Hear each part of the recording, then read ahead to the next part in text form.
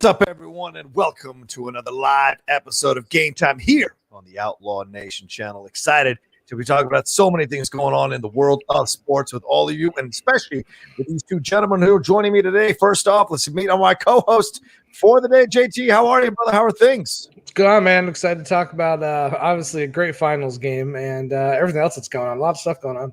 Definitely. Look, we're talking NBA Finals. We'll talk some NFL news, the COVID stuff. Everybody's going nuts about that stuff. Maybe we'll slide in some Olympics talk as well, but we've got some big NFL news going on as well. But we got to have the man on the show who is the biggest Phoenix Suns fan that we both know, and that is the great Ace Cabrera. Ace, how are you, my man? Woo, I'm doing it, man. I'm surviving. I'm living. I am so glad the Olympics was like 3 days after the NBA Finals, so I can just turn my brain off from that and just put it into like some random sport like rowing or gymnastics or something. So now I'm just like Team USA fencing last night, and I was just like, all right, this is the life, bro, of a sports fan where you could just like forget it and just go to the next thing. So exactly. But Team USA basketball, isn't your boy Booker down there? Isn't he playing with for him? Yeah, so is JT's boy Jason Tatum. That's right. Yeah, it's rough, man, because I've actually been watching Team USA basketball. I watched all the exhibition games actually because it was on Twitch. I don't know if you guys caught that. So it's I've been following that. I even saw the little mini documentary that was on Peacock. I love Team USA basketball. It's always been one of my favorites, and I am scared. I'm scared. Yeah, I'm really scared. I mean, if Evan Fournier is out playing your team, there's something wrong in the situation. The turnover machine that is Evan Fournier, if he is doing great work for France against the United States, you know there might be some trouble here in paradise. And bringing these guys fresh off playing in the finals, fresh off playing that long playoff run, I just don't get the logic of putting more miles on these young men's legs to play in the Olympics. They don't seem as motivated. And KD is – he ain't that kind of – he ain't like LeBron or Jordan kind of rallying. Even Kobe. Like KD's very much like an introvert on his own doing his thing. So it seems like an odd choice for a team captain overall for this team. Yeah. It's definitely going to be – we'll see what happens because thankfully we have Iran coming up. And Iran might not pose too much of a problem. So we can maybe take that as a game where we do more team chemistry stuff and less – desperate, try to win the game type stuff. Yeah. But we definitely have to be ready for Australia. And I guess Slovenia now after that game. My God, Luka just freaking destroying the planets. Yeah, it's going to be scary to face a very angry, possessed Luka if we face off in Slovenia, because God forbid Slovenia eliminates Team USA. Like that would be the most embarrassing thing in the planet if just one kid takes down an entire Team USA. Yeah, we shall see. But we'll get to basketball in just a minute. Just do a couple of quick program notes. First of all, the Streamlabs and the Super Chats are open. You enjoy us coming to you every Monday with some fun conversations, some fun live talk. Well, send in some support for the show using the Streamlabs address. It's right there in the middle of your screen right at the top. It's also in the description of this video. I'm about to pin it in the chat as well. So send those in as we go along. We'll try to answer them as quickly as we can as they come along when we get into the topics. Second thing is this. Just want to announce it right at the top of the show, and maybe this will inspire some of y'all to send some support in even more. We're going to take a little bit of a break after this show, put the show on hiatus for about 3 or 4 weeks until the NFL season starts to kick in. Oh, we just lost JT. Maybe he's going on hiatus early, but we'll be coming back when the NFL kicks in and everything like that. Doesn't mean that there won't be some sports shows or sports news stories that we'll get to. There you go. But wait till the show's over, JT. Yeah, I heard the show's over. I was like, all right, see you later. But yeah, we'll be taking a couple of like 2 or 3 weeks, maybe 4 weeks off until the NFL stuff kicks in, and maybe we'll cover some Olympic stuff like occasionally through the next 4 weeks. But that's pretty much the mode that we're going into after this show. But we couldn't not do a show about the NBA Finals. Like I said, we'll get into it in just a second. But first, we got some breaking news. I want to get you guys' thoughts on this. Apparently, according to ESPN, the Green Bay Packers are crafting a list of concessions to entice Aaron Rodgers to come back for at least one more season. Over the past weekend, apparently the two sides were able to reach mutually agreed upon terms that are close to persuading Rodgers to abandon plans he had to skip training camp and instead return for it. Now, this doesn't mean the deal is done because Rodgers still hasn't left California, but they are hoping to finalize a deal or the agreement shortly. The agreement in principle would include an approximation of the following conditions that the two sides are finalizing to alleviate and address some of Rodgers' issues before training camp on Tuesday. The 2023 year in Rodgers' contract, the last one, his current deal, would be voided with no tags allowed in the future. The Packers would agree to review Rodgers' situation at the end of the season. Rodgers' contract would be adjusted with no loss of income to give the Packers more cap room now, and mechanisms will be put in place to address Rodgers' issues with the team. JT, not even Tom Brady gets these kind of concessions. Yeah. This is mind-blowing to hear that an NFL team is essentially going hat in hand on their knees to Aaron Rodgers just for one season. What's your reaction to these agreements, these principles of the agreement?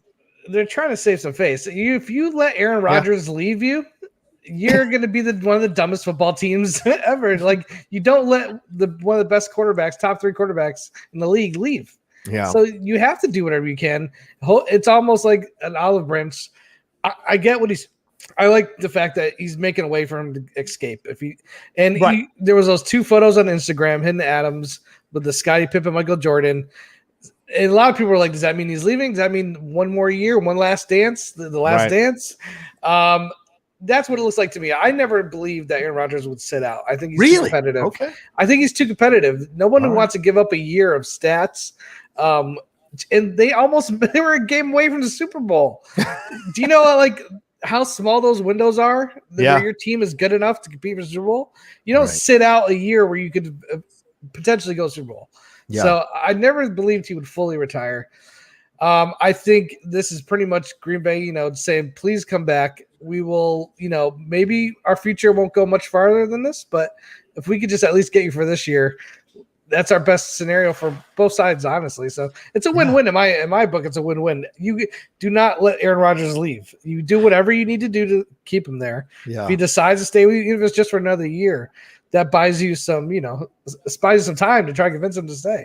But Ace, this guy's only won 1 Super Bowl for your entire organization in the 16 seasons he has been your quarterback. Does this make any sense to you to concede at this level? Because you're essentially saying, yes, we're pretty terrible as an organization. Our front office sucked. You can make any decisions you want. And then, they're saving money. So, there were stories over the weekend that Devontae Adams didn't want to re-sign with them, or didn't want to even have talks about contract renegotiations because Aaron Rodgers might not be back. Now this opens some more money for him.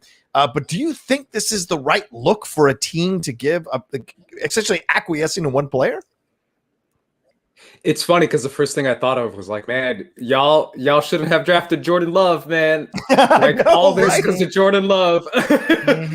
Literally one mistake. It's Jordan Love. That's it. And this would never have happened. He would have never gone on this tirade and never have gotten upset.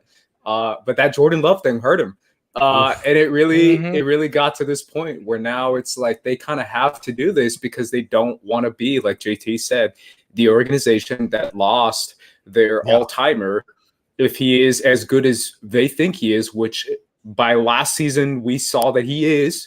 So I think they kind of have to do this, even if it's just like a temporary thing, even if they kind of just have to say we're going to ride it out, for the Aaron Rodgers era as long as we can. But I feel like this is kind of a necessary thing. It's wild. It definitely is wild that Aaron Rodgers is doing this and that he can get away with it. But I feel like we're living in different times, especially when it comes to football, when these players are starting to get a taste of that player empowerment, when they start to realize like, oh my God, the NFL makes so much money. And specifically this team makes so much money off of me. Specifically Aaron Rodgers can claim that because he probably is right. So it's one of those things where I think they kind of have to do this. And it's definitely one of those things where it's like their hands were tied. Either they did this or complete rebuild Green Bay Packers, which is something that they definitely don't want to hear in Green Bay. So Well, Ace, you mentioned Jordan Love, and Jordan Freeman says Green Bay must have seen that Jordan Love wasn't ready yet, right, JT? I mean, we've seen. I mean, the San Francisco 49ers got rid of Joe Montana with years still left in the tank with Joe Montana, put Steve Young in there because they knew they had a backup that was younger and could handle the situation. Clearly, the Packers, even drafting Jordan Love and then having it not work out, is even more egg on their face. Do you think that's the reason they don't trust any of their backups right now? Well, I think, like I said, the window to be a Super Bowl contender is very small. Unless you're a very lucky and well-organized, team.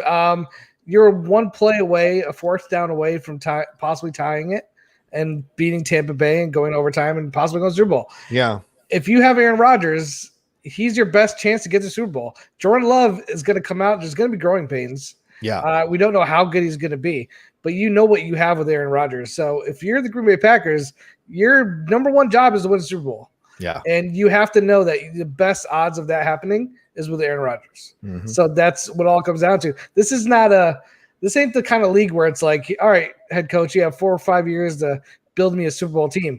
It's a win now kind of league. They want 2 years. They want to be contending. So the lifespan for a head coach is not what it used to be. Patrick Lamble says Jordan Love hasn't played. Stop the slander. What slander, Patrick? If this son of a bitch could actually bring it in practice and they felt really comfortable with him, they'd have gone with him. But the fact that they don't feel comfortable with Jordan Love, this is the reason why they're going hat in hand to Aaron Rodgers to convince him to stay for one more season and essentially letting him be a free agent after next season instead of being able to kind of hold his rights or whatever, which is a really powerful move. Ace, I think you got it right, this idea of player empowerment. Not only that, it's that players are seeing they can exist outside of the NFL and create multiple revenue streams for themselves, right? You're seeing Peyton Manning do this. You're seeing you're seeing crap quarterbacks like Tim Hasselbeck get to be commentators on ESPN and make their money. You're seeing it all over. Tom Brady's certainly going to have a post-career that's going to explode. Some of them might even buy into teams. So you're seeing this. Is this another step forward? It's another step right towards that idea that players have a little more, leverage than they ever did in the past. Oh, absolutely. I think this is going to be a shift inside the entire NFL, right? Because obviously we see this in the NBA, but in the NFL, I feel like there's this mentality of like team first, team first, team first. And now suddenly players are starting to be like, wait a minute, if I'm going to have the concussions, if I'm going to have all these effects afterwards in my career, I'm going to be 50 years old or 60 years old, and I'm going to be suffering with this, then I'm going to demand my money now. I'm going to make sure I get what I need now. I'm going to get sure I get my other revenue streams ready and correct. And I'm going to make sure I demand the most because it's me and my family first and not necessarily team first, right? Texans first, Tampa Bay first. It's about me first, and it's about what I can do. And I'm going to see what kind of cost benefit there is to this entire thing, because if there's got to be a cost benefit to it, which is what we got from the Carolina guy, right? I forgot his name. Yeah. But that linebacker who decided to retire at 28, because he was like, you know what? I mean, I'm getting hit in the head every day. I'm just going to make money elsewhere, and it's going to be less painful. Which is one thing that a lot of football players are considering nowadays is like the amount of effort you put in compared to I'm only going to make like $9 million. It's like, bro, I can make 20 at freaking Fox Sports. Like, I'm going to take a different approach and make more money. I think we're going to see a lot of that, especially as the NFL grows, because the NFL continues to grow and the players' pay continue to stay the same. So, yeah, it's a good point. And also, you're right. I mean, the 49ers had a slew of young players retire after their first contracts or in the middle of their second contract because they don't want to subject their future to an injury or they're watching guys who are older with CTE or with knee injuries trying to hobble around at those conventions, those, pro football conventions. And they're like, I don't want that for my future. So that starts to become more evident. But, I hope maybe this will all work out. I'm really surprised that Aaron Rodgers is making this move to come back. I thought for sure he's going to sit out. So I was on the opposite side of this with JT, but I mean, if something happens in preseason, I'm knocking on wood here, or during the season, and he's out for the season, what was the point of all of this? So it's kind of crazy what can happen in the NFL. Jordan Love. Jordan Love. Bring him in. Comes out. Yeah, and then Patrick Glanville, when he shits the bed, then you owe us all an apology for sure. All right, we had a real quick super chat. Let's move on from that. We'll keep tabs on the story for sure as we go along. But Alex Tornai says, do you think CP3 will stay in Phoenix or bolt for LA? Alex, we'll address that question a little bit later on in the show for sure. But let's get into the NBA Finals. We have Ace Cabrera here, a noted basketball aficionado along with JT. But we're going to get into this, and of course, someone who was very invested in this Finals, cheering for his Phoenix Suns. But the Bucks won the NBA title here in Game 6 in Milwaukee. What I would argue was a very sloppy game. It just happened to be that Giannis showed up, got his 50 points, which was pretty incredible. 14 rebounds, 5 block shots, and I think it was 15 of 17 in terms of free throws. So clearly, no way to attack Giannis in any way, shape, or form. If he was a fortress, all 4 sides were fortified overall, and the Suns just couldn't quite step up to the plate. They were up by 5 at halftime, but then systematically through the third quarter, Giannis started to take control of this game by himself almost, with the occasional help of Bobby Portis and Brook Lopez out of nowhere, and then Drew Holiday with a 3-pointer in the third quarter, and Middleton with a 2-pointer there with about a minute left in the game. But other than that, Drew and Chris were pretty much non-existent most of the game. Devin Booker couldn't step up to the plate and take advantage of this situation, really announce himself on this stage. And Chris Paul got, I think, 26 points, but Devin Booker was 8 for 22, missed all 7 of his 3-pointers after scoring 40 points in the last 2 games. So, Ace, I go to you first. What happened here? The Bucks took care of business. They won 4 in a row off your Suns. What's your reaction to this? What's your feeling about all of this? Talk to me now as you look back a few days later after the finals are over. It's heartbreak, man. It's absolute heartbreak. I mean, there's no other way of saying it. I definitely thought we were going to win. I definitely thought we were the better team. And we definitely hit a Giannis-sized wall. And we hit that wall and we realized, it's a massive force of nature, which is Giannis Antetokounmpo. And he carried his team. He really did. 50 points, hit most of his free throws, which is something you don't really see that often. Obviously, he was at home, so he does it more often at home. But it was still a pretty, all-time impressive performance considering who Giannis is. But I still feel like, as a Suns fan, you naturally feel like we threw it away, which we kind of did. Especially considering, 2 40-point games from Devin. That's big. And those were 2 losses. Yeah. Those 2 40-point games from Devin. And then those were 2 games where Chris Paul just disappeared. Yeah. And that made you feel like, oh, crap. And then in this game, specifically the Game 6, I felt like every time we got a high screen and roll, every time we got like a CP3 open shot, mid-range elbow shot, he took a few of those and then he stopped taking them after he missed like 1 or 2. And I'm like, bro, we could have gotten another like Chris Paul 40-point game if he stopped questioning himself so much. And he literally just did the elbow shot over and over again because he kept doing it and he kept hitting it. He had 26 in the game. And I was like, Chris, just keep doing it. And then all of a sudden he started passing out of it. We started settling for bad shots. All the Devin Booker shots looked like bad shots to me. Like, it really did feel like we were forcing tough shots over just doing our usual bit, which is what got us to Game 1 and 2 and having a 2-0 lead in the series. So that was disappointing for me, obviously. But overall, credit to Milwaukee. They're an overall team. They have probably one of the best defenders in the NBA in Drew Holiday. Yeah.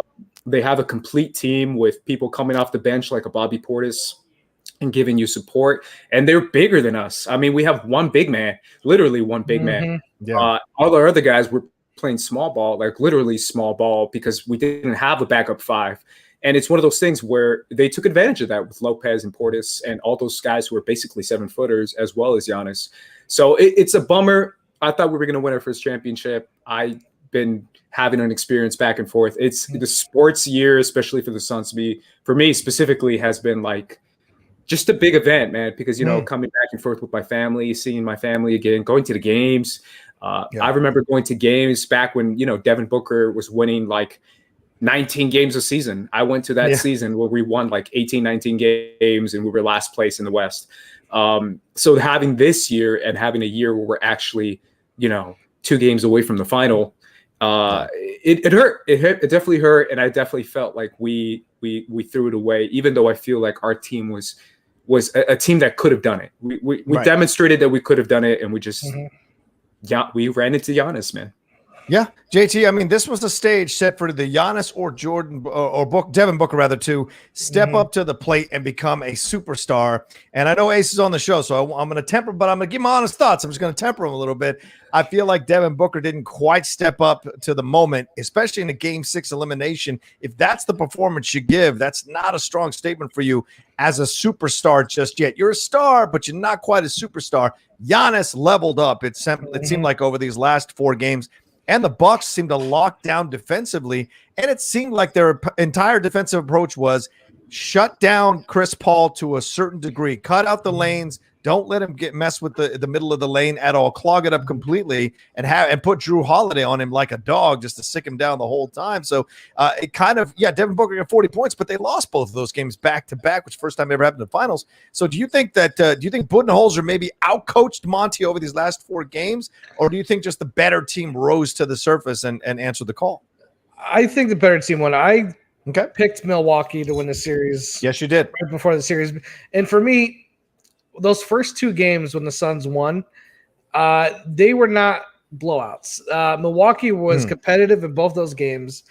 And at the end of the day, I looked at both teams and who has the best player on either team. And for me, it was Giannis because he's the most consistent. Devin Booker could have those nights where, like you said, where he scores 40. Chris Paul could have those nights, which are a little bit more rare, where he scores, 30 to 40. But for me, Giannis was the most, level, consistent player on both teams. So for me, I'm going to go with that team. And because of the size, and I think Ayton is a really good player, but he showed some of his, being a young player in this series. He basically disappeared. He disappeared in that Game 6. He needs to grow, just like Giannis had to grow. Giannis took a couple years and some early playoff exits. You have to go through this to become a better player. So I do think the future is bright for Phoenix with Ayton and Devin Booker, and whether or not Chris Paul comes back. Chris Paul only has so many years where he's really going to be effective. And it really did worry me how he didn't show up in some of these games, especially how he was showing up in the previous series. He was the most dominant player, you could argue. So it was tough to watch. I do think the better team at the end of the day won. I think Middleton really hit clutch. He's clutch, man. Middleton is a clutch shooter. He might not be hot every game. He might not give you 30, but when the biggest moments, he hits it. And if you have Giannis in that, and Drew Holiday locking down Chris Paul, I wasn't surprised that they came back and won 4 in a row, only because of what I saw in the first 2 games, especially the first game. Giannis has come back from that knee injury. So he wasn't even 100, but he was like 80 to 90. And the way Giannis was not only effective on offensive, because the whole offense basically ran through Giannis, but his presence on the defense. How many awesome blocks and just, defensive stances did he have that were just so impressive? I feel bad for Phoenix because I do think this was their chance. I don't know if they're going to be back anytime soon. Wow, really? Because I think the Clippers, if they had Kawhi, I think they would have won that series. I really do think they would have won that series. Okay. Now listen, I think the same thing for the Bucks. The Bucks didn't have – if Brooklyn had all 3 of their players, that's a fair point. I don't think the Bucks would have made it either. But that's the situation you're given. I think if the Bucks didn't win this year, they would have had a lot of trouble these next 2 years. And I think it's going to be even harder for the Suns depending on what moves the Lakers make. And listen, injuries happen every year. So I don't care. There's no asterisk against this win for me because injuries happen all the time. Yeah. But I do think this was the best chance for both of these teams to win their title. And the difference was Giannis had been through this before. He had been through the early exits. He had been through the disappointing series. And he was a man on a mission who was not going to lose this game unless he died on the court. And I just don't think Booker is at that level yet. I don't think Ayton's at that level yet. And I think while Chris Paul might be at that level, he might be over. He might be he's on the twilight years. So if you had a Chris Paul from 3-4 years ago, I think it would have been a closer series. Yeah. It just happens to be where they all meet up at this point, man.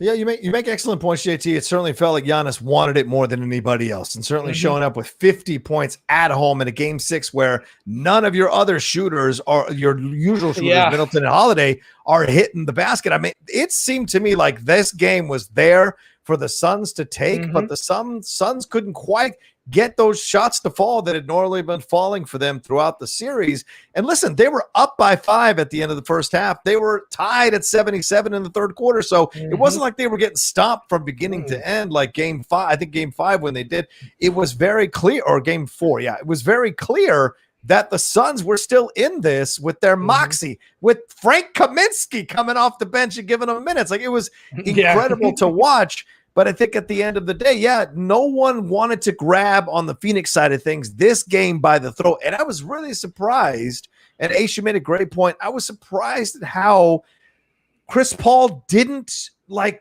a fire under their asses, didn't get in their faces, didn't wake them up, didn't do even Giannis, even as tight as it was, Giannis was constantly yelling at his guys on the bench. And so I wondered why Paul was kind of subdued for an elimination game like this when he had showed up in LA and got 41 points against those Clippers.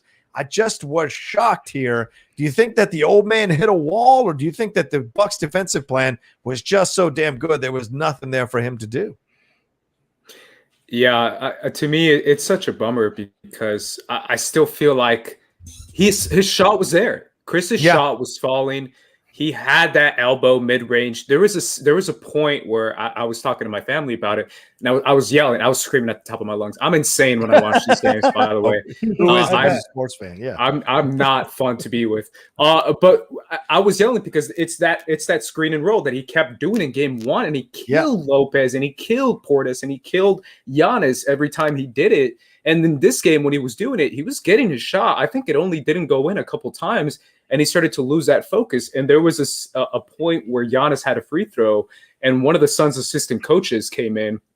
I don't know if you guys saw this, and it was like barking in Chris's ear. And I really think he was saying, Chris, what are you doing? Keep doing that. They can't stop you. And you're like passing out of it and giving it to like, Mikal or Cam. And it's like, just take the damn shot. Like, do your little mid-range elbow shot. That's how you beat the Clippers. That's how you beat all these teams. And he just stopped doing it for like the second half of the game. And I felt like you guys can, say Booker this and Booker that. But I feel like when you have PJ Tucker and Drew Holiday and all these guys just like grabbing onto you and smashing you, and you have Chris Paul with open shots, it's like, bro, just like if you had like 10 more points from Chris, we had this game. And if anybody, off, 10 points from anybody. Jay Crowder also was struggling to hit shots all over the place himself. Yeah, he missed a ton of threes. He did. He was wide open for a bunch of threes, but couldn't quite hit them. You can talk all the trash you want on social media. When the game happens and you're not hitting an elimination game and you're not hitting wide open threes, then your trash talk don't mean shit to me. Honestly, you got to step up in the game as well when you're trash talking. But you got to give it up to the Bucks. I mean, they traded for Drew Holiday, and you have to you can argue that the plan worked, whether it be injuries to the Nets or what have you. The plan worked for them to get in this position, and they got the job done. Got the title, first title they've had in 50 years since Kareem Abdul-Jabbar was Lou Alcindor. That's how far back you have to go back to remember when the Bucks won a title. So all credit to them for sure. And they both, what's ironic is they both came into the league in the same year in 1968 as expansion teams. So it's kind of funny that they met up in the finals here. But Devin Booker overall, I mean, you got to give him, he's not quite there yet, but he is almost at superstar status. 27.3 points per game, 5.6 rebounds per game, 4.5 assists per game. He had a 45, 32, 91% split throughout the playoffs, but he shot only 28% from beyond the arc through the 6 games of the finals. So at some point, you got to realize it was the Bucks' defensive game plan that really understood what they needed to do, flying out there, messing with the shots of Booker, messing with the shots of Chris Paul, even Jay Crowder, and what have you. But Deandre Ayton, 22 years old, he posted a video of himself on Instagram, like saying, he's here with his baby, and he thinks they'll be back. JT, you said that you thought this was the only chance for the Suns, or the best chance they had. But DeAndre Ayton, at 22 years old, he's like, we'll be back. He wasn't depressed at all. It seemed like it sucks, but I think it's just the beginning. We'll be back. Do you believe him, or was that just kind of face saving from DeAndre Ayton? They're a very good team. It's obviously possible. I'm not saying like I think this was their best chance, though. I think every time we're in the finals, it's our best chance. Well, the injuries, we're in the finals. like I said, the way the injuries played out, it was in their favor in almost every series. But can I just say something about injuries? Because I feel like I mean, as a Suns fan, can I just say I feel like I can talk about this forever, man. But please. Okay, we've been out of the playoffs for 11 years. Who thought we were going to the finals? Number one. That's the first thing, right? 11 years out of the playoffs. We have a coach, Monty Williams, in his second year of coaching, guys. This isn't his 8th year. This isn't his 10th year. Second year of coaching. We just said that you have a 22-year-old. 22. Yeah. Like this ain't LeBron. Like I feel like, what people need to realize is like what got us here is team chemistry, cohesion, coaching, like tough play, good leadership with Chris Paul. Leadership, like sometimes leadership. Because Chris Paul was averaging what this season, 16 points a game. It's not like he was dropping 40 a game, guys. What got us here was our coaching, our unity, our team chemistry. Our wing players are 3-and-Ds with Mikal and Cam Johnson and Jay Crowder and those guys showing up. But I really do feel like if you really look at the Lakers series, if you really look at the Clippers series, obviously the Denver series, we swept them. So it's nothing there. And obviously it's like, if Jamal was there, y'all would have lost. Really? You sure? Because we swept y'all by like 20 each game. I don't think that would have made a difference. So when you look at the Lakers series, just look at the box score for each Lakers game and look at the field goals a percentage of the Lakers. They were shooting like 22%. Y'all really think we're going to lose to the Lakers? And then when it comes to Kawhi and the Clippers, I feel like a lot of people are like, y'all would have lost to the Clippers. Y'all would have lost to the Clippers.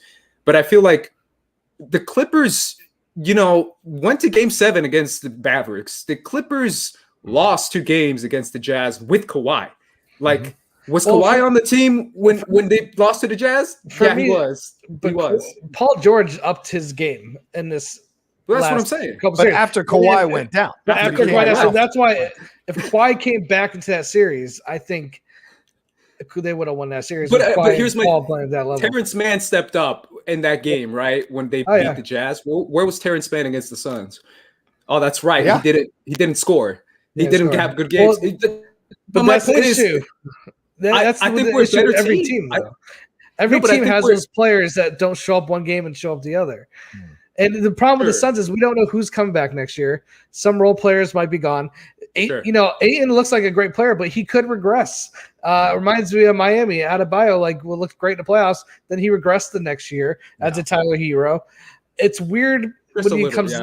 Just a little. It's weird with the NBA because what you have that year might not be what you have next year. So that's the reason why I'm saying this is obviously their best shot. 100%. Yeah. It depends what the Lakers do, right? Because I do feel like Kawhi is not going to be on the Clippers next year. I mean, playing. Oh, really? You think Kawhi's going to leave the Clippers? Kawhi's leaving? ACL. That's what I meant to say. His ACL injury. Okay. Yeah, we don't know what his status is going to be, right? True. So, and then Lakers, who knows? What we have, Denver and the Warriors are probably the next best bets, right? We don't know where Lillard's going to be. We don't know where Lillard's going to be. Right. Yeah, but I just feel like those are kind of up in the air, depending what the Lakers do. I feel like the Suns do have a chance, right? If the Lakers get like Damian, then I don't know. Yeah, who knows? But if everything kind of stays the same, then it's kind of.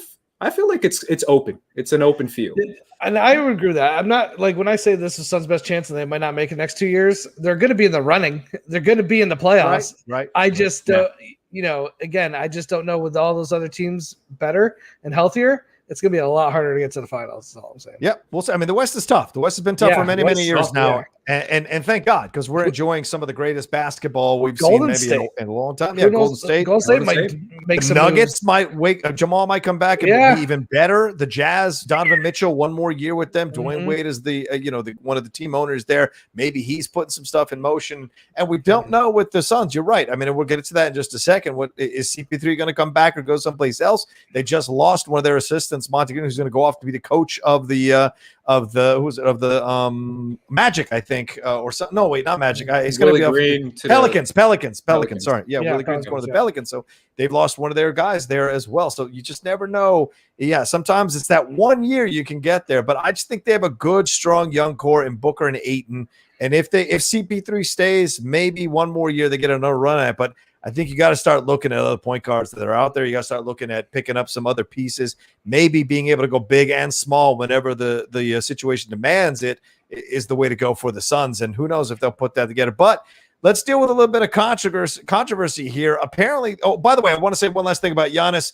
I want to put it on. Did I lose it? I think I might have lost it here. Damn it. No, here it is. Giannis became the first player in finals history to shoot over 60% while averaging more than 30 points, 10 rebounds, and 5 assists. No other player has ever done that. We're talking Bill Russell, Michael Jordan, Wilt Chamberlain, Kareem Abdul-Jabbar, Magic, Larry Bird, anybody you want to throw out there. No other player has done that in finals history. And his 35 points a game tied him with Kevin Durant for the 5th most in finals history behind Shaq and Michael Jordan. That's it. I feel like we probably haven't talked about Giannis or given him his roses as much as we have. Like at the end of the day, we're talking pretty heavy for Phoenix because Ace is here, but Ace is here, right. Giannis took a giant leap. And his legacy. A giant Euro step, sidestep, Euro step in his, what he's going to be as a legacy player. That doesn't mean he's going to come out next season and be the MVP. I mean, he could, but he had to win it in the biggest game possible. And I've been watching finals since I was a kid.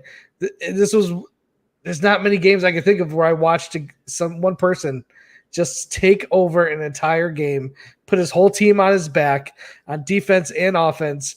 And every single play, Giannis was involved. He played almost the whole game. He sat out for like a few minutes, I think, beginning of the 4th or end of the 3rd. But he was just every time they needed a bucket, he gave it to them. Whether it been a little hook, sky hook, whether it was a dunk, a pass, a shot, like he did every tool that was in his toolbox, he used.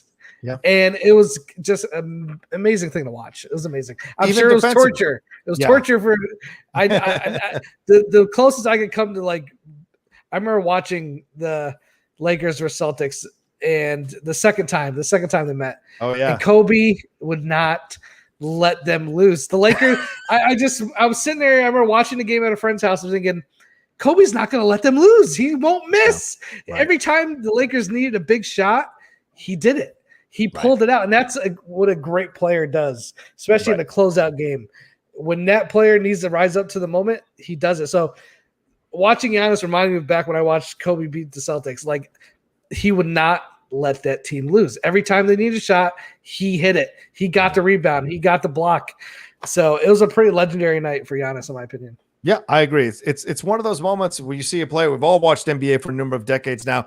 You see when a player ascends to superstar status. And this was his progression to the ascension. And this game was the exclamation point. You know what I'm saying? And someone mentioned in the chat that if Giannis, No Concept says if Giannis wins a couple more rings, he'll jump over KD on the all-time list. Durant has never led a team by himself to a championship. That's an excellent point, because there's no way you can compare Chris Middleton and Drew Holiday to Kyrie Irving and James Harden or Klay Thompson and Steph Curry. This is a fair argument to have. And I love that Giannis even said that in the press conference. He's like, I didn't go to no super team. I'm like, you didn't. You're right. You didn't go to no super team. That puts a lot of favor in my book. I mean, him and Middleton were there with for the 15-16 win team when they first were there as rookies. So they've been through the grind. Sorry, Ace, go ahead. What were you saying? No, I mean, to top it all off, it really is like he did carry his team in a lot of games. Like there was only a few games where all three of them really stepped up. I think it was that Suns game. Oh no, it was game five. Yeah, all three.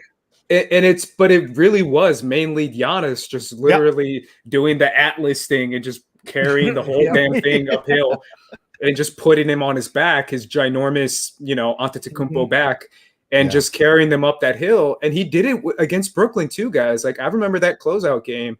It was Giannis scored like 40-something points, and Drew and Chris didn't do anything. And it was him just doing the spin move and driving in the lane and just keep doing it over and over again. So even in overtime, Ace, you're absolutely right. And I mean, to do that in Brooklyn, KD was one toe away from beating that team. But that's basketball. Everything is millimeters amongst the great ones. But he went into that overtime. Though the Bucks could have absolutely folded in overtime, blowing that lead, letting Brooklyn come back into the game. But Giannis steadied them and scored, I think, almost all the points, if not a majority of the points, in that overtime to beat those Nets. So in the end, he did what he needed to do throughout every series. And yes, I think both sides were helped by. I don't think the Suns should be dinged for the injuries thing, because you got a Joel Embiid that's got a messed up knee, and that helps the Hawks win that series. If they're playing Joel Embiid full strength, who knows if we're even talking about Simmons and it's the Sixers in the final, for God's sake. So these are the crazy things that happen. So I think both sides were benefited from some convenient injury situations, but in the end, you got to get the job done against the teams you're playing. And like, I don't hang an asterisk on Toronto for beating Golden State that year. I'm not hanging an asterisk on any team. You do what you got to do and you win the title. That's all that matters, So just want to put that out there. All right, let's move on to another part of this. There's a little bit of controversy here. Speaking of Giannis, he invited Monty Williams, the coach of the Suns, minutes after they'd won the title and they'd done the post-game press conferences. When they were in the locker room, he invited Monty Williams into the locker room. They stopped the celebration, turned off the music, stopped the champagne for a second, and let Monty deliver a speech. And Giannis even said, I just wanted him to come in here because I think we're going to see them again down the road. But then there was some pushback from a number of people. Some NBA analysts were complaining that it was classless for Monty to go in there and stop the celebration at that time. But if Giannis invited him, I think this was a damn strong gesture from Monty, when most coaches would have been like, fuck you, I'm not going in there. What did you think, Ace, about this whole situation? Yeah, I mean, can we name drop them? Can we? Hell yeah, name drop. Okay, it was Amin. Amin was the one who said this. Right. Amin El Hassan, who former NBA analyst on ESPN and on The Jump. He said this on the Dan Le Batard show, I believe. No, the Rich Eisen show. Eisen. Amin El Hassan, right? Yeah. Yeah, my bad. But I feel like literally Giannis explained the whole thing. He was like, I stopped the music. I invited him into the locker room. I was the one who told him to say something. And it's like, it wasn't Monty saying, yo, stop the music, y'all. I got something to say. I got something to say.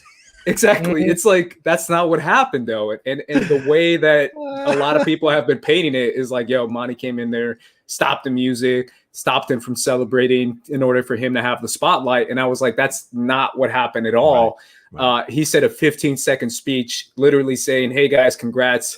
I just want to congratulate you guys for a great year. Have a good night. That was it. And everyone goes nuts over that. And I was like, that's just who Monty is. He just really genuinely felt like he needed to say that. And that's him. Like, if he wants to do that, that's on him. I don't understand why, it doesn't necessarily mean all the Suns players have to do it, or, everyone has to, that way. Not everyone has to act that way. That's just a Monty thing.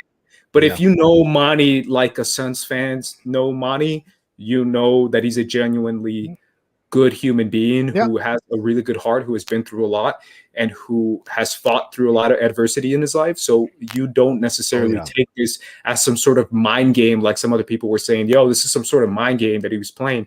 This isn't a mind game. This is just him being genuine.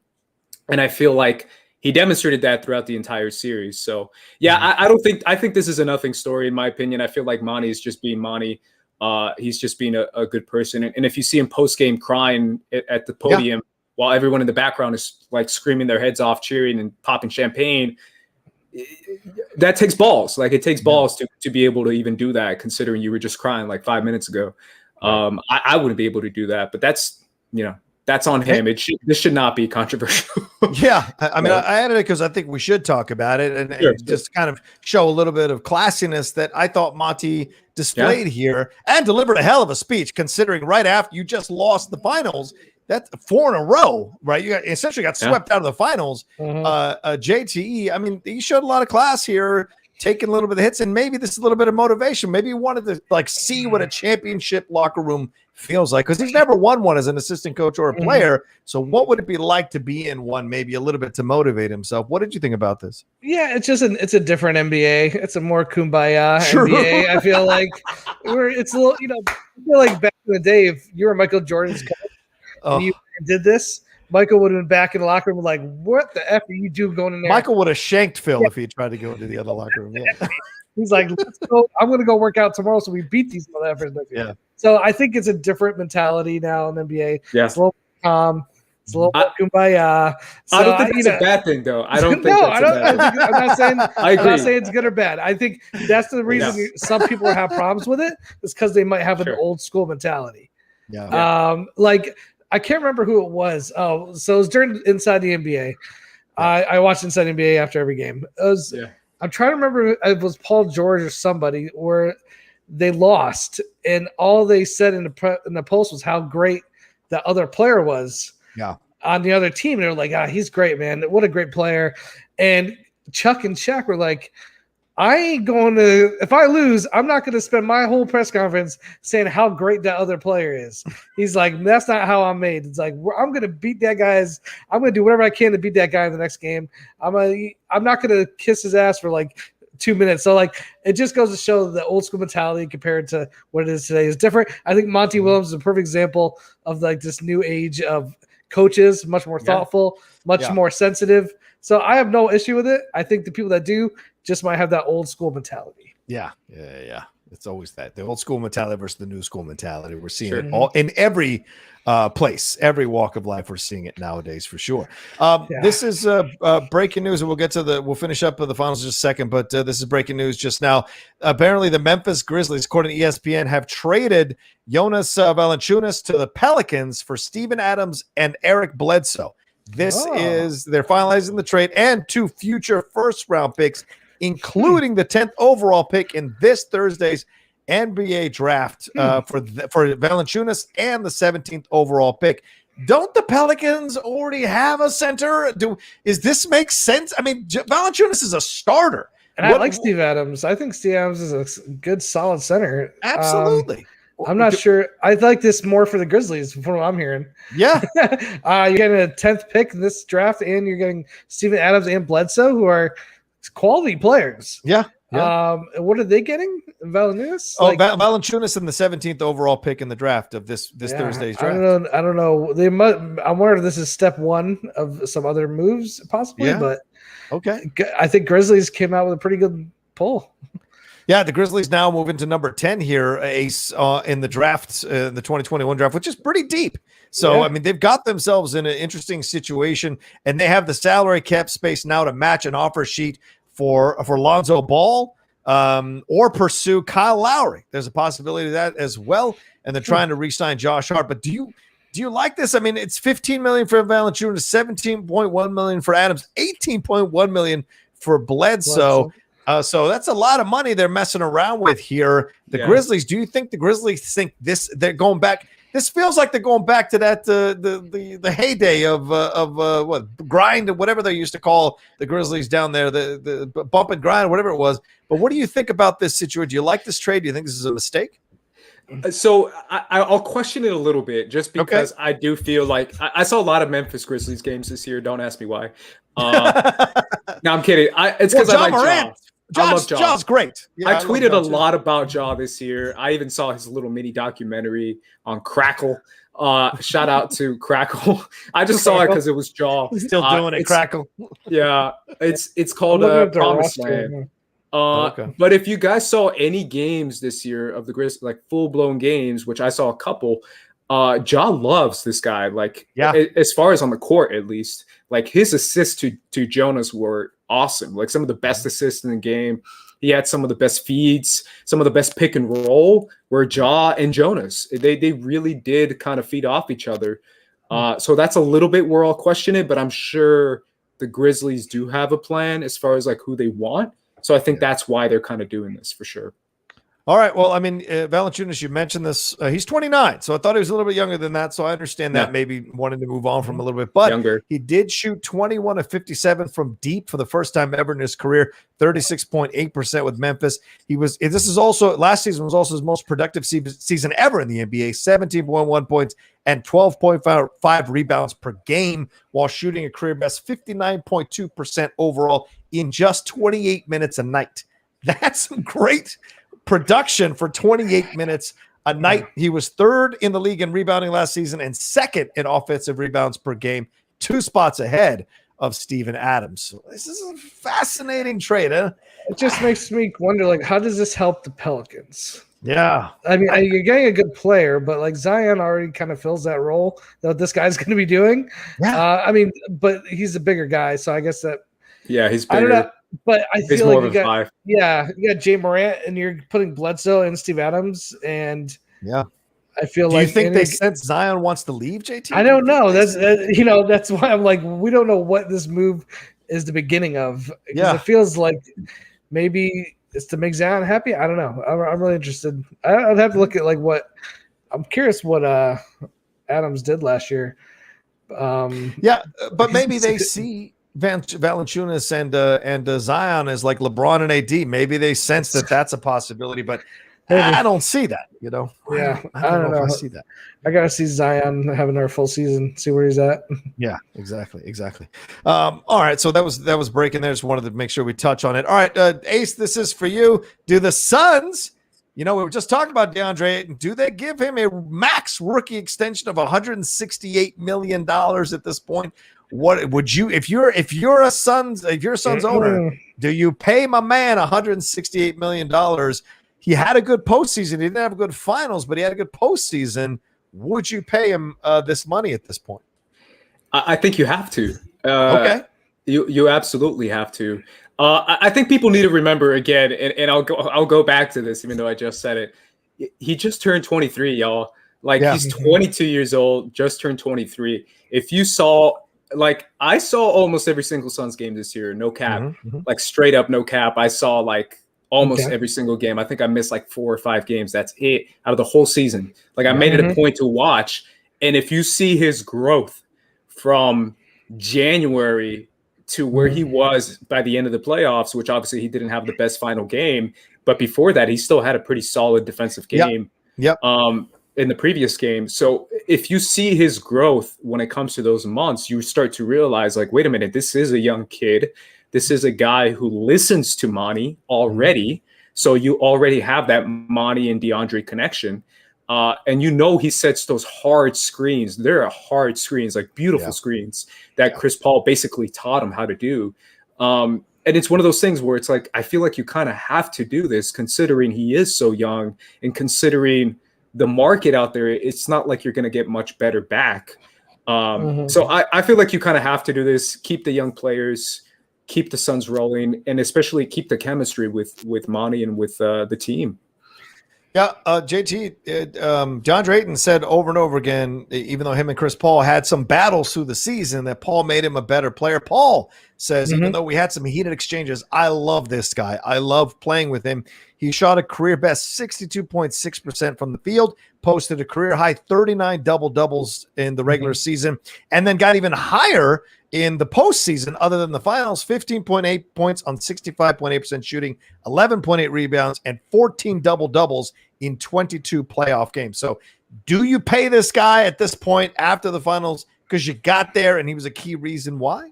Or do you go for the lower amount? Do you try to finagle a little bit? I wouldn't go max. That's where I'm having a problem. The max is like we're guaranteed this guy's going to be here for 4 or 5 years and he's going to be amazing. Right. And I think after the finals and maybe to me it's just the interviews might even have something to do with it. He doesn't seem like the I'm going to step on your throat kind of player.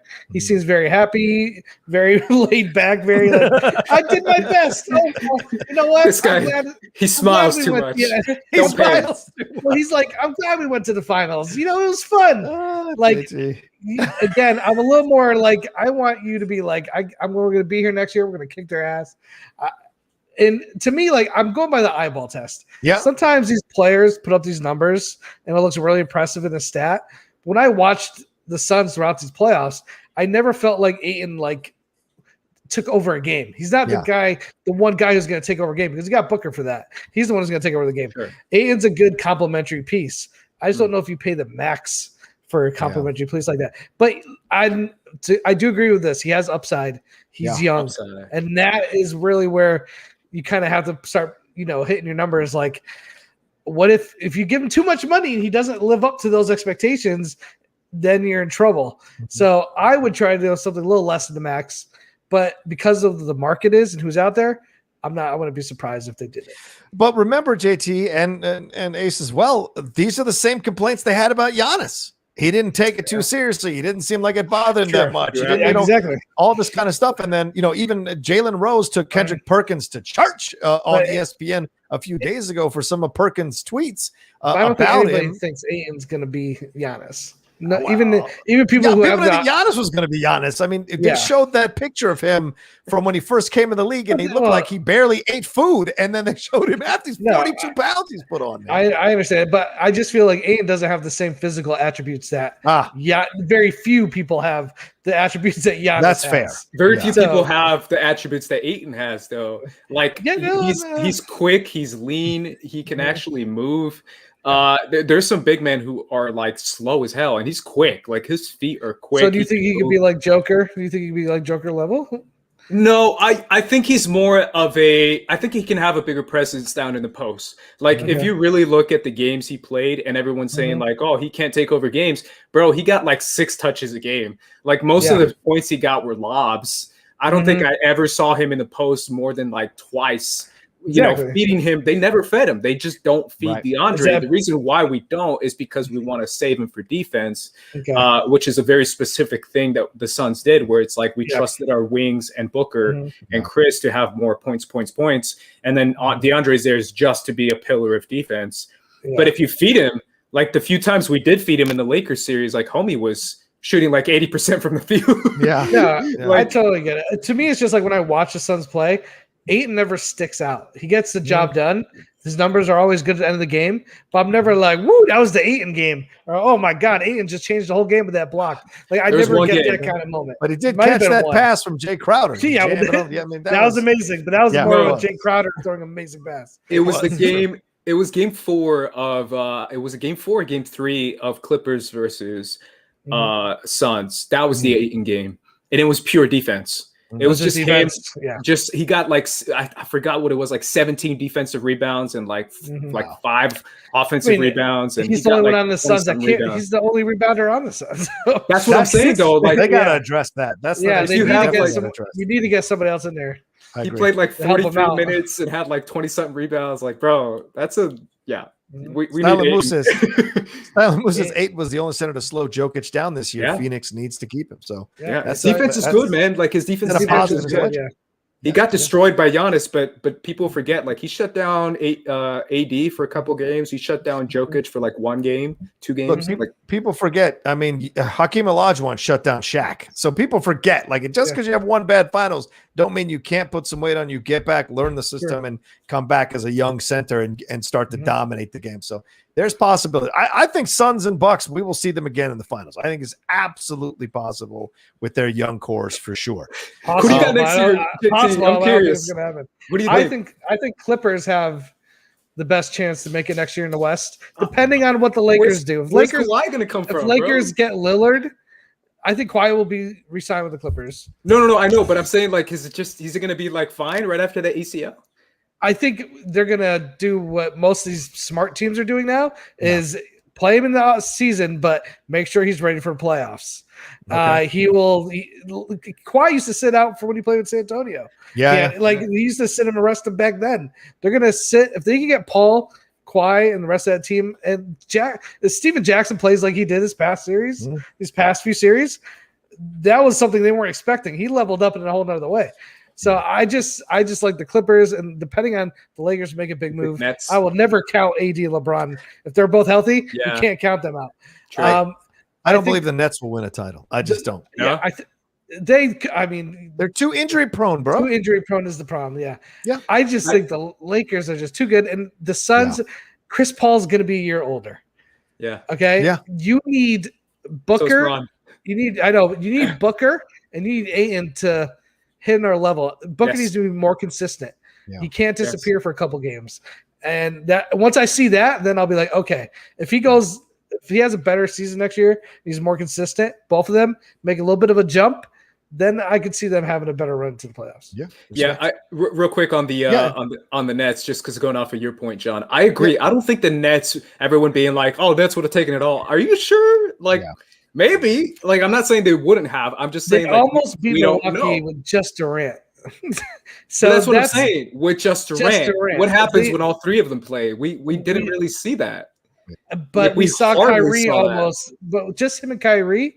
When it was just him and Kyrie, they were basically dominating. Yeah, and then you're Kyrie right. went out. First two games, that's right. So even if But you I'm just have saying Kyrie and Durant, you might all be three able to of beat them, him. though. All Just three of Kyrie and them. Durant. Yeah, listen, maybe. it's a bad But all problem to three of have. them. That's the best problem. That's the best problem you can have in the NBA.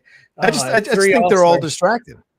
Yeah, Durant is too sensitive. He's too sensitive about what people say about him. Kyrie played really well when he played, though. Yeah, he did. Beats, but Kyrie also gets distracted by like what's going on in the world and social justice. And I think that's great, honestly. I think it's fantastic, but you can't be of two minds and be fully committed to either. That worries me. James Harden is also an emotional case at times. You don't know what you're going to get from James. You know, he showed up fat as hell for the shoot around and then somehow lost 20 pounds by the time he showed up for Brooklyn. So I just don't know. When Brooklyn did all play, though, Harden was almost a standout. I know. He was like the point guard of the team.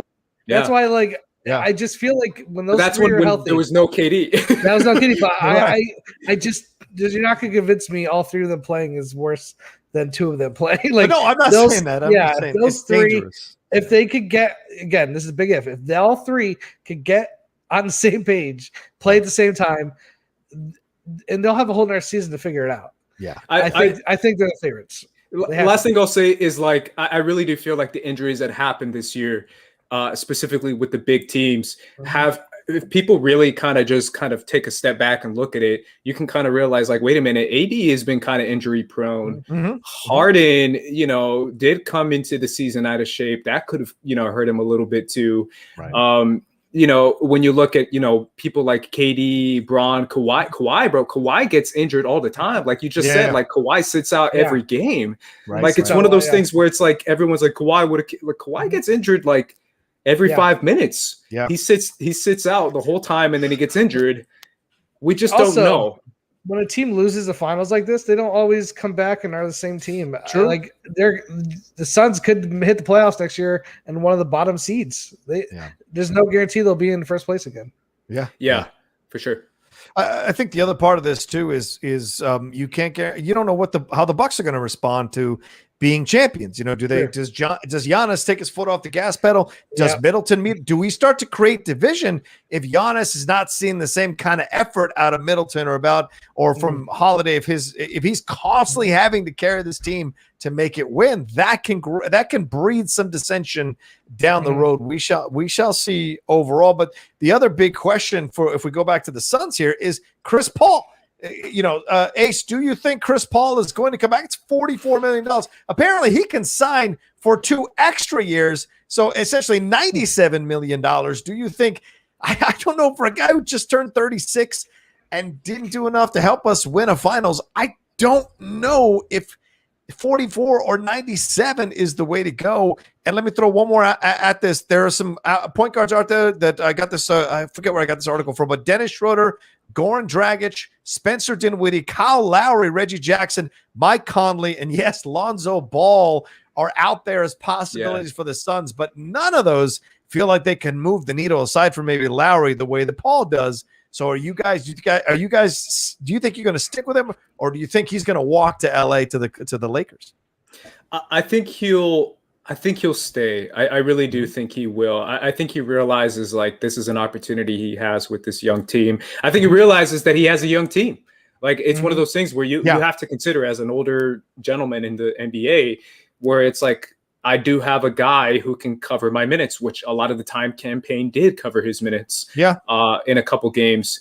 And I do feel like, yes, it is a risk on the Suns' part because he is so old, but I do feel like at the same time he did, lead us here to begin with. And it's one of those things where when you do have him on the floor for certain games, he is a center point of leadership and he is a great person at calling out plays.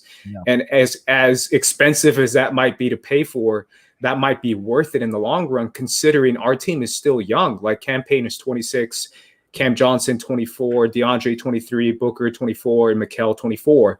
Like, we came to the playoffs and our average age was like 23 years old. So it's one of those things where having this older statesman, even if he's playing like 30 minutes a game, just to kind of walk us through it and then just pass the baton to Cam when he's playing, I feel like we could be right back in a pretty high seed in the playoffs. I feel if we bring him back. So I think we kind of have to do it considering what happened this year with Chris Paul. So what do you think, JT? I mean, and let me explain it for level 2 trading. He's kind of slow sometimes on these things. The way Chris Paul does it, I'm just busting his balls. He can extend for an additional 2 years for a maximum of $97 million. That's what I'm talking. He has that opportunity. What do you do here, man? Do you show faith in him and extend him for 2 years, or do you just sign him back up for one more year and let him test free agency after that and see how he feels? He'll be 37, almost 38 at the end of the next season. So what would you do in this situation if you're the Suns? It's tough. I think if I'm the Suns, I try to keep him for his leadership, for the games that he showed. The money is the only tricky part. That's a lot of money. 97 million. That's a lot. Like if you could talk, it's not like Phoenix is New York or LA or even Chicago or Miami. He was expensive this year. Like LeBron was all about CP3 this year. He went and watched a game, was texting, 2 down. So like I'd be worried if the Lakers, he's a dirty son of a bitch. He really is. Yeah. Like I feel like if he goes anywhere, it'd probably be the Lakers to play with LeBron, right? Yeah. So, that's the only really option out there. I think Chris Paul, if they will pay him that money, I don't think he'll go anywhere because I don't think LA can pay him that much. I think LA would have to pay him much less. Yes. So at the end of the day, Chris Paul, he's a businessman. I think he's going to stay where the money is. And look, you're not carrying the team on your shoulders. Like you said, it's a young team. You could be that elder statesman to get kind of walk them through the big moments. And listen, I'm sure when he signed with Phoenix, he didn't plan on being in the finals this year. Yeah. Okay. They're way ahead of where he probably thought they were going to be. Right. So I don't see any reason why he would leave. And if you're the Suns, why would you? What else are you going to go for? Yeah.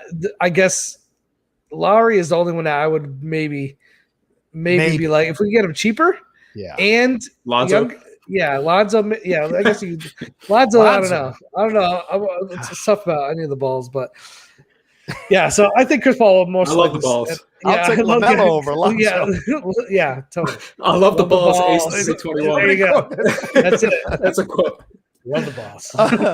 But yeah, I mean, I think you're in a position where you have to do it. I think you just have to do it one more time, run it back, see what you got. If you didn't make it, you don't make it. Yeah. The amount of revenue they made in this playoff run, them more than compensated for paying for Ayton and for Chris Paul. So I think that's what you do. And they sold a shit ton of jerseys. By the way, the Valley jersey's in my top 3 favorite jerseys in the NBA right now. That jersey is gorgeous. It's gorgeous. Sold out so quick. Yeah, I almost bought so one. Quick. I almost bought one because I was like, that is a beautiful fucking jersey. I want a Suns in 4 t-shirt. Yeah, those sold out too. Is it just him too. Like this? Like Suns in 4? Suns in 4, yeah. Those things sold out quick, man. All those t-shirts, I try to buy them all. Yeah. I got the last year I got the Devin Booker bubble shot one. The one where you hit the final shot, it's called the final shot, and he's laying on the. I have that shirt. That's the one shirt I paid good money for. Nice. But all the other ones sold out quick. But one thing I'll say quick about the Lakers, just because I know they're tweeting like crazy and going nuts. These Lakers fans are insane. By the way, I got a good taste of them this year, and no thank you. RB3, RB3, but RB3, but also like everyone else on Twitter who's like a Lakers fan, and in LA who's a Lakers fan. Yeah. Oh yeah. Chris Paul and Bron, y'all really think that'll work? I don't think that's gonna work. I don't think that's what they need. The Banana Boat Crew. That's what they're calling them because of that picture of them all together. If he does go to the Lakers, I think that's an L for all accounts. I kind of agree with you because Chris Paul likes to yell at younger players, and he can't yell at any of those guys. He's gonna yell. How's AD with the pick and roll? He's gonna like the one guy who will not give the ball to Bron when Bron is like, "Give me the ball," and CP3 will be like, F you, I'm not giving you. Like, I guarantee he would say that on the court. And it's like they both need the ball. Yeah, and it's like, who's going to have the ball? JT, you can be good friends. When you live with somebody for a year, you might not be as good friends by the end of living with somebody. That's a possibility. But we'll see. I mean, it could work out really well for them. A lot of people felt that the Kyrie Irving, Durant, and Harden combo would be explosive in a bad way. But other than injuries, they got along well on the court when they did play, whether it was 2 of them or 3 of them. So that part at least was handled. So we shall see. with the Lakers or whatever. All right, we got a couple of Streamlabs come through, then we can jump into the NFL. And in fact, this is part of the NFL thing. It's Alex Tornai says, I think the NFL's policy regarding non-vaccinated players is totally fine. They are not forcing players to get vaccinated. All they are doing is keeping those players under tighter COVID restrictions. Same rules as in 2020. They are protecting their business. And now that the NFL training camps are underway, what is the most intriguing storyline going into the season? Is it Rodgers versus Green Bay, Justin Fields in Chicago, Brady in Tampa Bay, Deshaun and the Texans? Who would trade for him, and has his value gone down since last year? All right, Alex, basically giving away the second half of the show here. But yeah, let's make that move now to answer Alex's question here. Let's move off the NBA Finals. Congrats to the Bucks. We'll see the Suns again, I'm sure. And thanks, Ace, for being willing to talk about it, because I know it must have hurt a little bit for sure. But let's move on to the NFL. Now, this is the new rules that are going to – and by the way, ladies and gentlemen, keep sending in your Streamlabs. We've got about 30 minutes left in the show, so we'd love to have you send in some support for the show. We are going to take a little bit of a break over the next few weeks and then come back right around the middle of preseason or near the end of preseason to start doing the NFL stuff on Monday. So please send your support to us now. But, yeah, the NFL came down with some new rules here with COVID-19. They've added additional COVID-19 vaccination incentive for players. They are threatening forfeits and the loss of game checks if an outbreak among unvaccinated players causes an unresolvable disruption in the regular season schedule. Commissioner Roger Goodell informed the clubs of the new policy on Thursday. They have set up a bunch of incentives. Goodell wrote more than 75% of NFL players were at least partially vaccinated, and more than half of the league's teams have player vaccination rates above 80%. 16 teams hit a vaccination rate of 85% or higher, according to ESPN's Jeremy Fowler there. But unvaccinated players, here are the rules. They'll be subject to severe protocols during training camp and the regular season, including daily testing, mask wearing, and travel restrictions. And that unvaccinated players, in theory, could be responsible for the loss of games. And I'll tell you why in a second.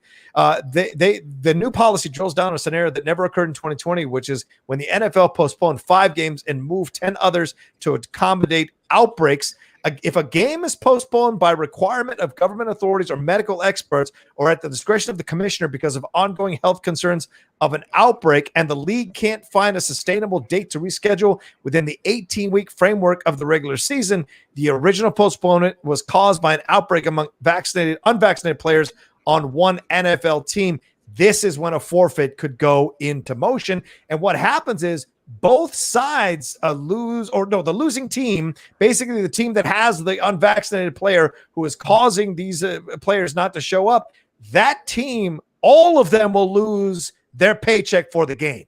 That is what's going to happen. And the team that had the unvaccinated player on there causing the forfeiture, they will get a L, and the other team will get a W. So, JTE, this is essentially the NFL mandating vaccines without mandating vaccines. And this caused a shit ton of controversy on social media from players supporting it and other players not supporting it. What's your feeling about this? I think it's the right move. If you're the NFL, you need to protect your players, and the science backs. Listen, you can believe what you want to believe. Science backs up what this vaccination does. It's happening all over the world. People who get the vaccinations are not dying from this, whereas people who aren't vaccinated and get, especially the Delta, are facing a more likelihood of dying or being in hospital for a much longer time. Right. I just think if you're going to have the NFL, which is literally 16 men fighting each other on a field in a stadium with thousands of people, you have to take every precaution possible. And if you don't want to take it, don't play. Yeah.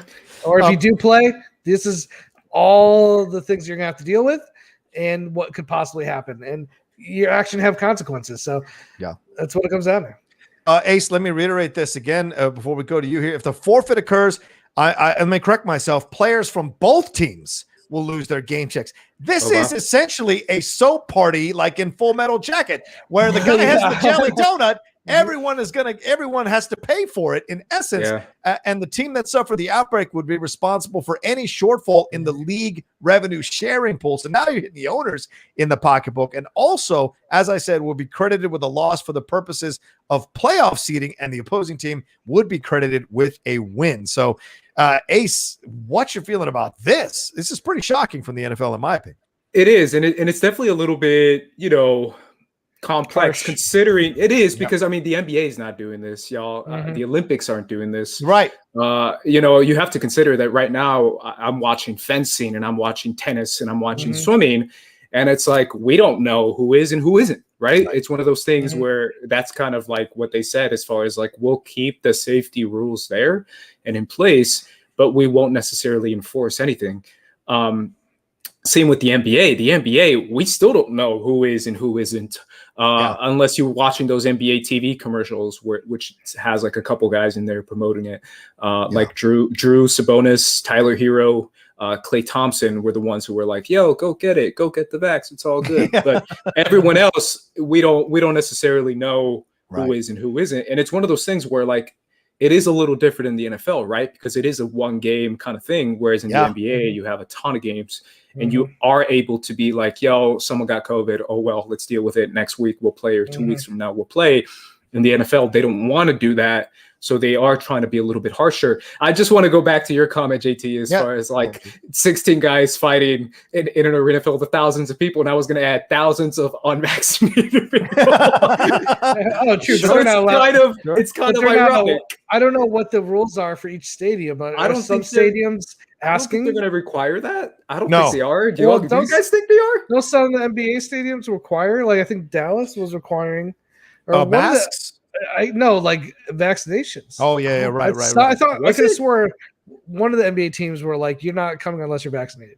I know when the Clippers. I looked at Clippers tickets while they were in the playoffs, and it basically said before I bought the ticket, must have proof of vaccination. Wow, that's right. So some again, I think it's different city to city.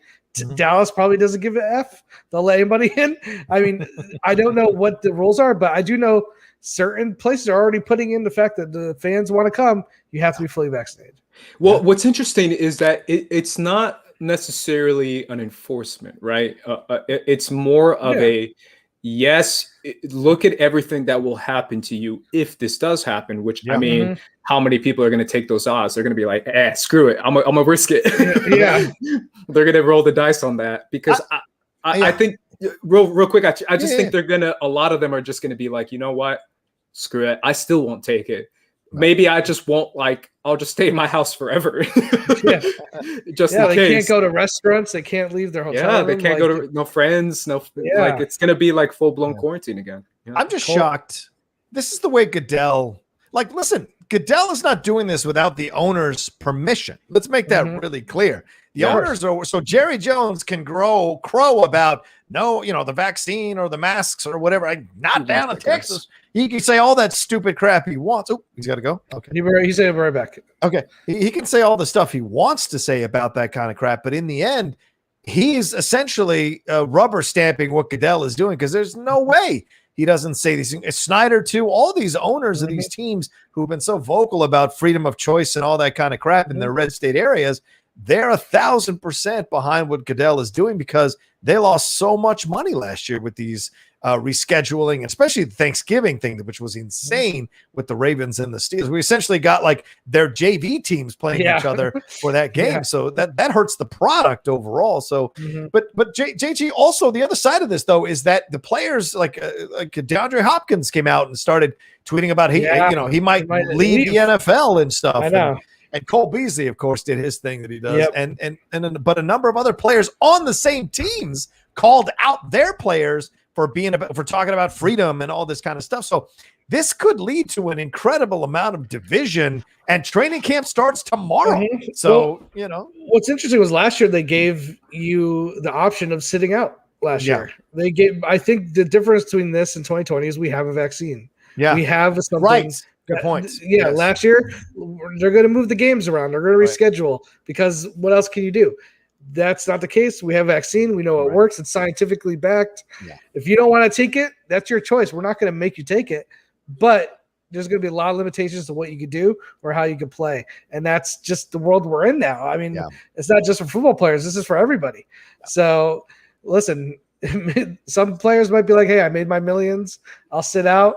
Some like DeAndre Hopkins might just be like, I don't want to get vaccination. I have my money. But Cardinals, yeah. Hey, Cardinals, JJ Watt, good team this year. Kyle Murray.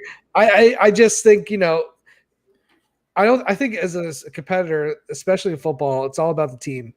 Yeah. And I think if you have a chance of hurting your whole team, step back or take the vaccine, because you don't want to be the guy that everyone's like, why you screwed us up for us. Yeah. Because that locker room will eat you alive. Yeah. You talk about the touchy-feely NBA. Yeah. That is not happening in the NFL. They will come after you 1,000%, these players. I mean, you're messing with their money, and they don't have an 82-game paycheck. Like, this is 16 games. Yeah. If you lose one paycheck, some of these guys would lose millions for one game. Imagine costing Tom Brady his paycheck, or Aaron Rodgers. Imagine costing him his paycheck. Then it starts to become a way different conversation, and the peer pressure, which I think is the intention behind these rules, to make teams self-govern themselves, like old school military shit. So and the playoff implications. I mean, that's one game in the NFL is huge. Yes, it's huge. Certainly we saw last year. It makes the difference. Yeah, it makes the difference. Getting in or out. Yeah, and and JT. Oh, I'm sorry, Ace. What we were talking about is that some of the players responding on Twitter here. We mentioned DeAndre Hopkins. You mentioned the Cardinals. DeAndre Hopkins tweeted this thing. He said, "Never thought I would say this, but being put in a position to hurt my team because I don't want to partake in the vaccine is making me question my future in the NFL." Then like a million people said, "Get the fuck out then," and he said, "Oh, I got about 9 years in me. Y'all have a good day." Says you, DeAndre. You start messing with this shit, you got a torn ACL coming out of karma. You just never know. And then Cole Beasley, of course, said, "Nothing has changed. I'm still living freely. Good night." But some fans and some of the pundits called them out, Ace, and were like, you look at these guys shoving all kinds of medicine into their mouths at halftime to try to play because they got a knee injury and they've got an issue with the vaccine. There's a bit of hypocrisy here. Do you think that's fair to call out these players on a little bit of the hypocrisy about being afraid of a vaccine? Yeah, I think if you're going to tweet about it, then it's one of those things where it's like I feel like this might be a more underlying issue than people might. I mean, technically, based off the NFL's numbers, they're claiming that the vast majority of them are. But I feel like, if you peel back the layers, like, they said the first shot, but they didn't say the second. Right. And it's also like, if you really look into a survey or like a, anonymous survey, then maybe we might be a little bit more shocked to see how many NFL players are against this. Right. Because I think it might be a lot. If I'm being honest, I think it's a lot of them, not just, a vocal minority, like a couple people on ESPN have said. I think it might be a more split, a more 50-50 type thing. But I just don't feel like you should tweet about it. I feel like you should talk to your teammates. If you're still doubting, you should really consider what the ramifications are going to be, and then be like, all right, measure your options and say, hey, either I'm going to do this or I'm not going to do this, but either way, I'm going to have to live with the ramifications and the consequences of my actions and my choices. So, I just feel like if you tweet about it, it's like, bro, you deserve to get a little roasted. I want to bring up a couple of these just so we can have a little fun with them. Yeah, here's the one. NFL players, I'm worried about putting vaccine in my body. Here's NFL players before the game. They're just shoving all kinds of medicine. It's bad. Yeah, they do. NFL players trust doctors to put their knees back together, shoot them up with roids, Toradol, and deer antler spray, but don't trust their medical advice about a vaccine to help end a global pandemic. This is my favorite one. Laurie Fitzpatrick, Cole Beasley right now. Wow. That's a hell of a picture there. And then this is one saying, this is Kyler Murray dragging DeAndre Hopkins to a vaccination site. Yeah. Oh, man. I need you. The internet is undefeated, ladies and gentlemen. So it's in terms of comedy. So it's great stuff there. But yeah, here, let me stop it real quick. All right. But so, I mean, we'll see what happens. And I just think this is their way of enforcing vaccine mandates without enforcing them. So, and I'm sure this is going to, and I can't wait for Hard Knocks to start now. I want to see how I was going to ask. Yeah, Hard Knocks. What do you guys think? Is this going to happen at all? Do you guys think Beasley's doing Dallas? So Beasley's going to be front and center, so they're going to have to touch on it. Wait, no, Beasley's in Buffalo. He's not. That's right. He's in Buffalo. Yeah, no. went to Buffalo last year. You're right. Ezekiel and Dak Prescott quoted the HIPAA code the other day when a reporter asked him if he has vaccine. Everyone's like, that HIPAA doesn't apply for people to ask you if you've been vaccinated. Yeah. You can refuse to answer, but don't blame HIPAA. You have every right to answer that question. So we'll see. I think we'll see for sure. But there's drama coming for Dallas on Hard Knocks. Well, speaking of Dallas, or speaking of the state of Texas here, the Houston Texans now apparently are willing to trade quarterback Deshaun Watson. And apparently, according to NFL Network's Tom Pelissero and Ian Rappaport, they've been listening to trade offers for quite some time. They're looking for 3 first-round picks for a guy who hasn't even won a playoff game, Ace.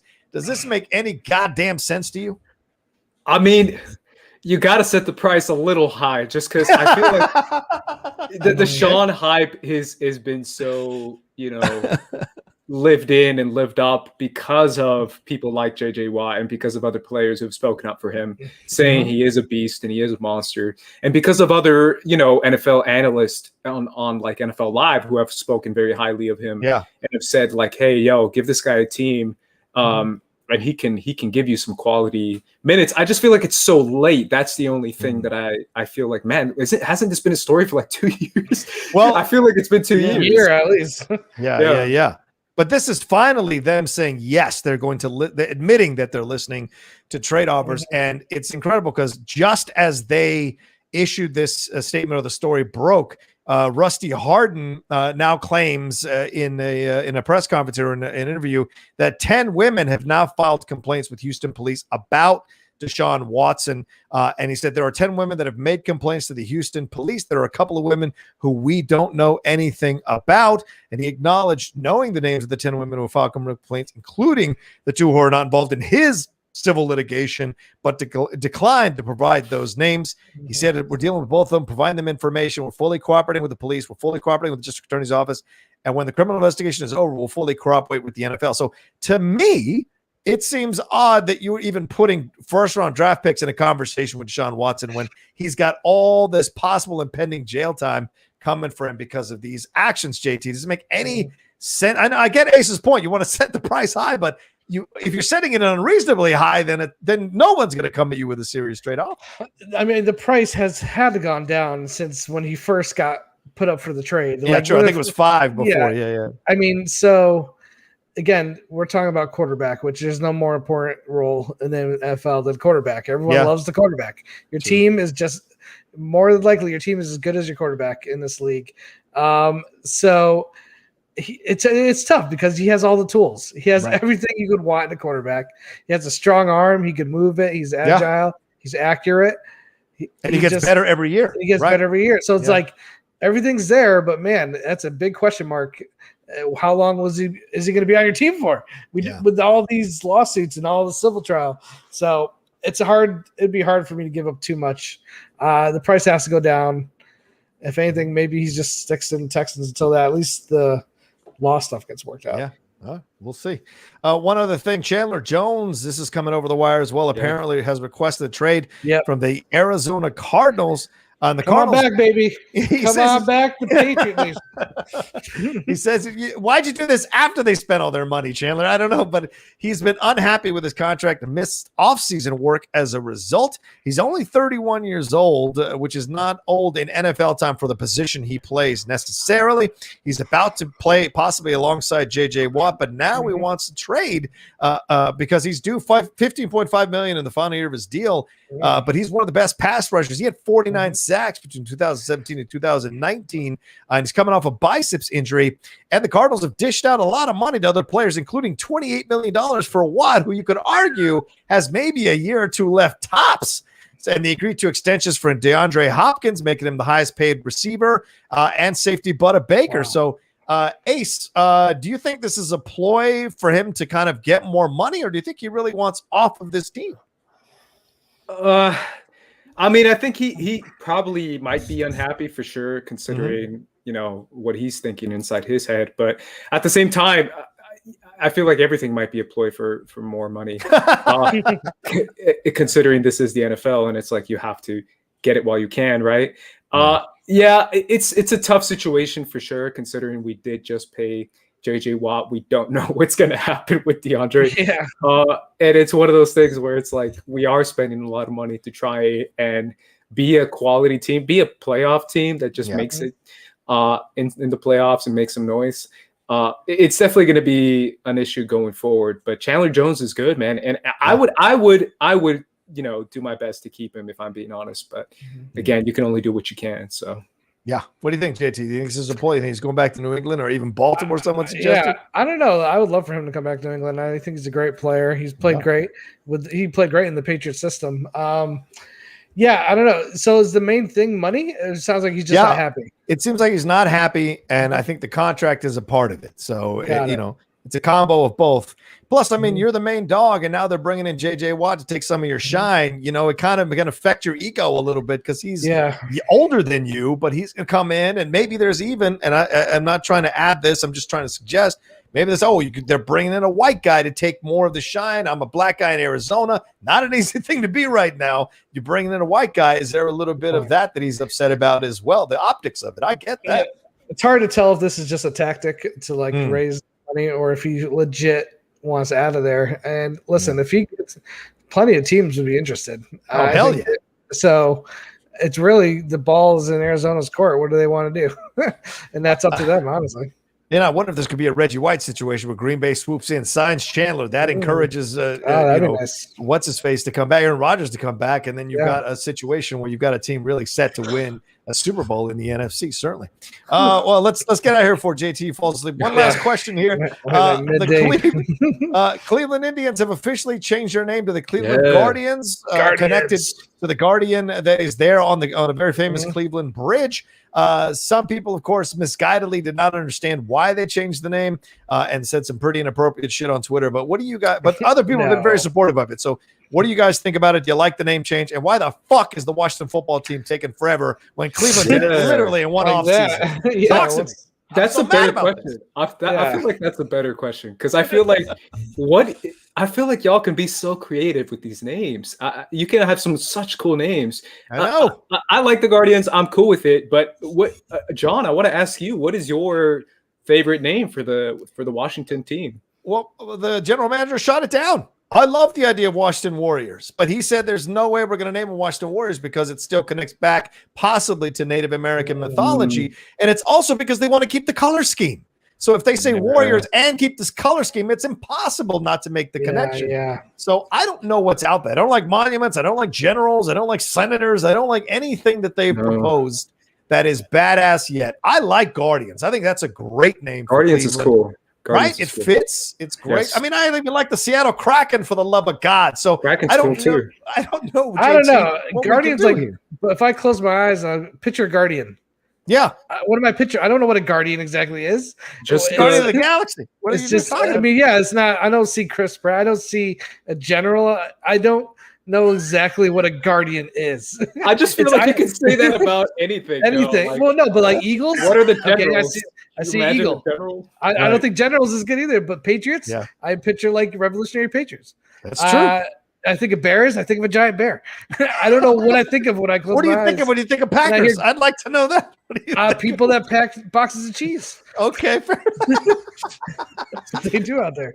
I just feel like we live in a day nowadays where there's so much creativity. Younger generation, some of these names are like 100 years old or like close to it. Yes. Like you can inject some new life into your team, into your, a team that maybe is not as quality as has been in the past, right? It's not like the Celtics or something like that. Maybe it's an up and ageless, right? So if you do like a cool Washington football team name or a cool Cleveland Guardians is cool enough. I felt like the Kraken was a cool one for the NHL. Yeah. There's ways you can do it. I feel like there's ways you can change names that have been, outdated and just don't live up to it anymore. So I hear the other names: Hogs or the Red Hogs, the Red Tails. I don't want them to go Red Tails because to me, Dan Snyder is one of the most racist, rich white boy SOBs ever. I don't want him co-opting a black name for himself to save himself and provide cover for the bullshit he's pulled over the last 10 years. Red Wolf, I don't like, but Red Commanders. Wolves. You might win me on Washington Commanders. I kind of like that.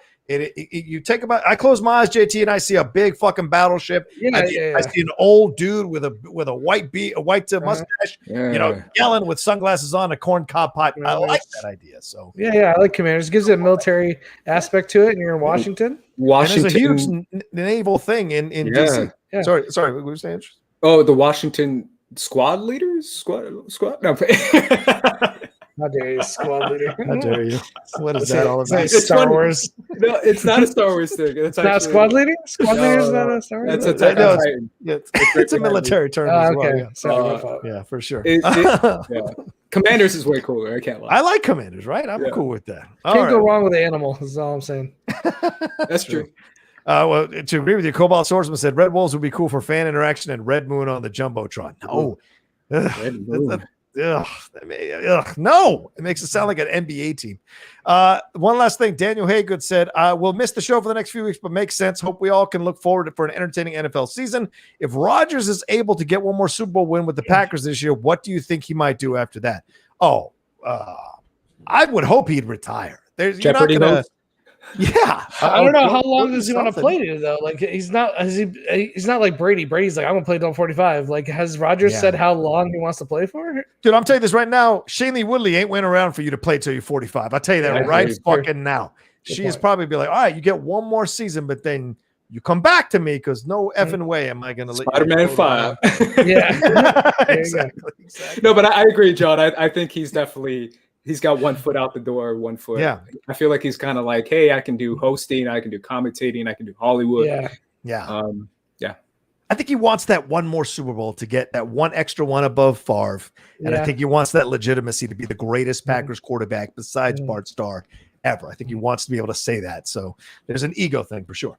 All right, let's get on out of here. Thank you all so much for joining us. Please remember to hit a like on this video. Hit a like on this video right now. If it's your first day on YouTube, it's that thumbs up button. Hit it and give it some love. If you're watching later, a lot of you do, leave a comment down below. What do you think about any of the subjects we talked about? Going to put some time codes on this as well, so it'll be easier for all you to watch who are watching. I hope you appreciated that. But I want to thank Ace Cabrera for coming on the show. Ace, thanks so much for taking the time, brother. Please tell people where they can find you and everything you got going on, my man. Yeah, you can find me, as I said before, on Twitter at Squad Leader Ace. Again, Attack on Titan reference. I'll be tweeting about Team USA basketball. That is my new obsession right now. Okay. Go Team USA. I'm still rooting for you guys. I'm still predicting gold. Everyone's already off the board, off the train. But I still think we can do it. But I'll be watching all those Olympic sports because I'm a nerd. So yeah, Squad Leader Race and At First Cut, which is my YouTube channel. Yeah, and level 2 trading is, I love level 2. I love giving him shit, but he's like bragging about France winning. It's the first game of the Olympics, pal. Yeah. Let's see who's left standing when it's all over. You know, if you're crowing about one game, it's because your country doesn't have a history of winning medals in that sport. JT, talk to me about, first of all, thanks for coming on. Thanks for being on the show again, JT. And for these last few weeks, brother, you've been fantastic. Where can they find you? What you got going on, my man? Yeah, just find me at JTE Movie Thinks, and around LA watching a lot of movies lately. Gonna go see Suicide Squad this week. Nice. Very excited about that one, and saw Old. That was weird. Old. Yeah. That was a weird movie. I'm about to go see Snake Eyes tonight, which I think you both had little different views on. I've heard Ace is one of the few bright spots I've seen that really liked it. So yeah. I'm holding out hope it's better than I expected. I just like the stars. I think they're dope. I do too. I think so. I wanted them in a better movie. But their fight scenes are dope. Everything with them. Everything else is whatever. But I think they're cool.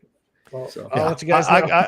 I got Jungle Cruise tonight, Green Knight tomorrow, and then Stillwater again on Wednesday. I want to see that film again. I loved it. So, but yeah, I'm looking forward to Jungle Cruise tonight. A lot of positive reviews, so I'm looking forward to that. But yeah, to follow JT and everything does, follow Ace and everything does. If you want to follow me at the Rocha Says, that's where it is, Twitter and Instagram. If you want to follow me on Twitch, The Outlaw Nation. I've been doing some Olympics watch-alongs there on Twitch, so I will definitely be up at 1 a.m. tomorrow for the USA versus Australia women's national team game. I'm going to stay up. So please come and join me there as well. Got some play alongs happening. And then, of course, please remember to subscribe to the channel down below. Hit that bell button so you see what we've got going on. All these reactions, reviews, live shows, pre-produced shows, all happening here on the channel. And don't forget Geek Buddies coming up in a couple of days as well. All right. Much love to all of you. Take care of yourselves. Be well. Thanks for being a part of the Game Time crew for the last a year or so that we've been doing it. Just taking a few weeks off, and then we'll jump back in when the NFL comes back. So we'll have a little fun doing that. All right. Y'all take care of yourselves. Be well. Don't get that Delta thing, and come back and see us real soon. We go back live again on Game Time. Peace.